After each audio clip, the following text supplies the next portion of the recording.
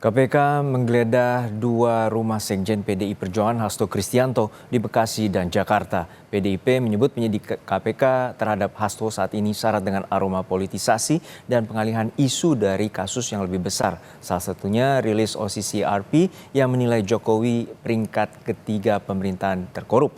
Namun hal ini dibantah Jokowi. Dua rumah sekjen PDI Perjuangan Hasto Kristianto di Bekasi dan Jakarta digeledah KPK. Dari penggeledahan, KPK menyita buku kecil dan flash disk dari kediaman Hasto. Keduanya tercatat di dalam laporan penyitaan yang diberikan penyidik KPK. Penggeledahan dilakukan atas dugaan kasus suap pergantian antar waktu PAU anggota DPR dan dugaan perintangan penyidikan yang diduga melibatkan Hasto Kristianto. Ketua KPK Setio Budianto mengatakan penggeledahan yang dilakukan KPK sudah sesuai prosedur. Update Pak Hasto kemarin Pak gimana Pak? Ya sesuai prosedur aja. Hasilnya nanti kan pasti dilaporkan oleh penyidik. Gitu ya. Udah ada barang bukti yang ditemuin Pak? Secara spesifik penyidik lah itu. Katanya kata PDIP ada flash disk sama dokumen. Ya itu penyidik lah yang disampaikan nanti silakan menunggu. Baik, terima kasih ya. Menyikapi penggeledahan yang dilakukan KPK, tim hukum DPP PDI Perjuangan mengatakan apa yang dilakukan KPK tidak lepas dari aroma politisasi. Ini Pak Hasto ini bukan pejabat negara, Bos.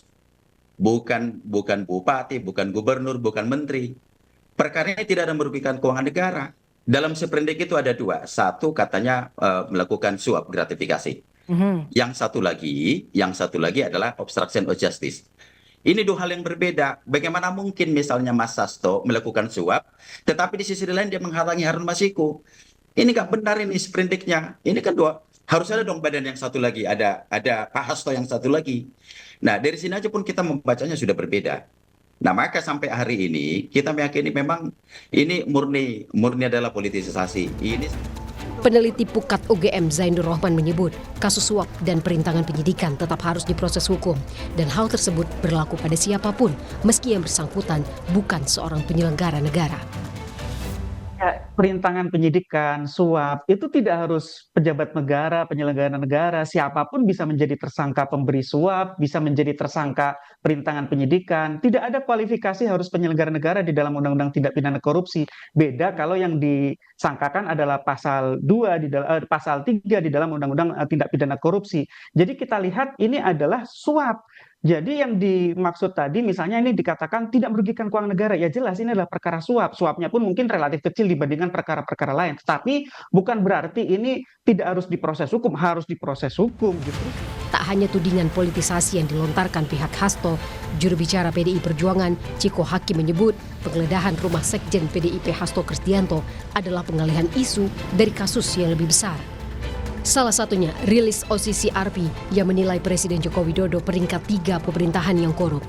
Menurut kami bisa jadi pengalihan isu dari kasus-kasus yang sebenarnya lebih besar untuk dibicarakan dan ditindaklanjuti, termasuk juga mungkin masuknya Presiden Joko Widodo dalam list atau daftar pemimpin dunia paling terkorup.